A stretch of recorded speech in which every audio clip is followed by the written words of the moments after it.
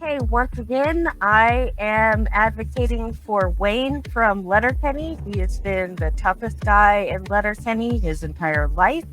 Like when it comes to fighting crime, to truly bringing justice, you got to give it to our boy Kato. I mean, seriously, this guy is out in the trenches.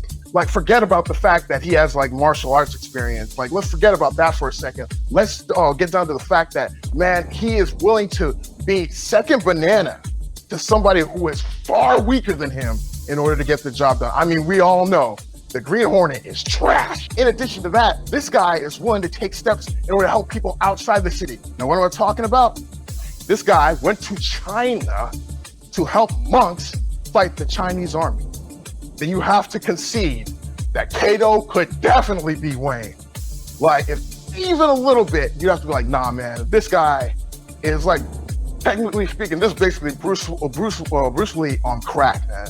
There are no cops in Letterkenny. There is only Wayne. Kato is a sidekick on purpose. That's not humility, dude. That's cowardice. You said he went to China to help monks fight the Chinese army. He abandoned his duty to the city where he lives and works. That is what he did. He fucked off to go fight a fight that's not his goddamn business, and he left all the people that he is supposed to be taking care of to their own devices. Yeah, those monks are the people who taught him martial arts, so that's definitely his fight. Being a sidekick to somebody, like, especially if they're weaker than you, I definitely would say that shows humility. You say that you shouldn't bring your fist to a gunfight? Yeah, if you win all of them, then I would say that that's a good idea. If you win all the fights, why would you stop doing it? Just because, like, oh yeah, well, you should bring a gun because there bring a gun, but I use my hands and I always win. So why would I change what I'm doing? We've got Chinese Batman versus Redneck Batman. Yes, okay, I will grant that they are all determinators. That trope fits. Fair enough. Can Wayne take as many punches as he would probably have to take to beat Kato? Like, is he that tough? Letterkenny opens with Wayne getting in a fight after he's been out of the game for a while, and he wins it handily because the guy he's fighting is this fucking useless douche, whatever.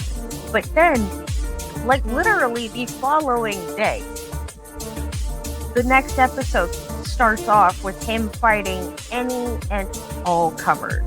And he fights Joint Boy.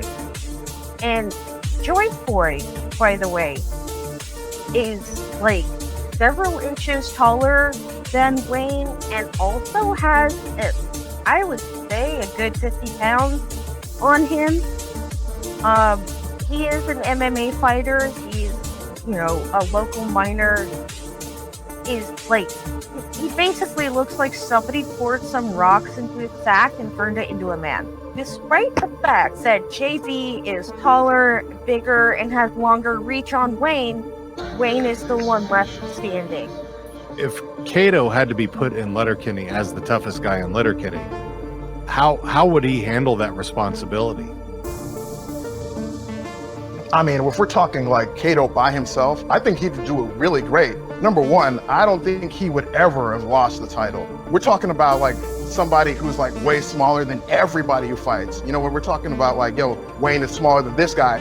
Kato is literally smaller than every single person he fights. He has to consistently beat people who are like that every single time. I don't want to sound like a jerk, but it would be kind of small potatoes as far as like, what like the simple kind of problems that they have in Letterkenny, as opposed to like breaking up crime rings and stuff like that, trying to like stop people from like using bombs and stuff in the middle of the city. Like, we're talking Batman level villainy. Then I asked a follow-up. Go for it. Like, okay, number A, Wayne did not lose the title, he gave it up for none. Number B, don't you think Kato would get bored? Like, and that like, he would get bored and then like get distracted. He was like pursuing other ways to challenge himself and keep himself in shape and in condition, right? And that would lead to him abandoning the people of Letterkenny, just like he left off and abandoned his city to go fight in China. Oh wow. So once again, that was the a result of having to fulfill your obligations. We want to talk about people fulfilling their obligations in town. Oh, go ahead. It does not change the fact that he's still absconded from his responsibility for the people he was supposed to protect. Oh, I thought we were talking about being able to delegate earlier. So he can't delegate responsibilities to the Green Hornet to defend the city while he goes to defend his hometown? If he knows that the Green Hornet's not competent to attack, then yeah, that's still abandoning them. I don't know if I would trust the Green Hornet to take care of Letterkenny while Kato's away. I would not trust the Green Hornet to bring a cup of lukewarm tea. He might spill it and burn himself. Now I will put this to you, Awesome. Which one of these two characters has beaten up cops? On screen? Yeah. Okay, obviously it's Kato. There are no fucking cops in Letterkenny. Yeah. Yep, and it would be a lot easier. Be a lot easier for him to operate when he doesn't have to worry about cops too, wouldn't it? True that. In closing, I would like to say once again that Kato he's like one of the greatest fighters in the entire world, not even in his city, in the world. Like, this is somebody who is a hardened battle veteran, like in all types of combat, weapon with and without weapons. And like I said, you can bring a gun, but that doesn't necessarily mean you're going to win against Kato. Let me tell you that right now. So if you're coming at him with bare fists, why are you even in the fight in the first place? I mean, honestly, why'd you even show up? So yeah, man, like constantly fighting with a handicap, not even just like, oh man, me by myself. He would rip by himself, but he fights with a handicap every fight against people who are bigger than him, stronger than him, with weapons. Like, I mean, he's like a master martial artist who knows the way to break down a human body. He knows, man. There is dignity in a quiet, simple life. There is dignity in minding your fences and being a good neighbor and looking out for your townsfolk and looking out for your people.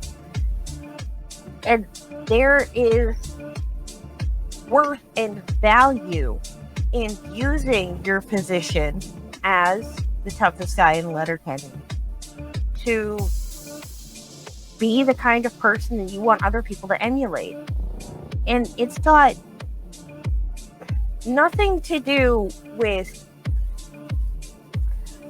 how strong he is or any of that. It's to do with his character, like his moral character.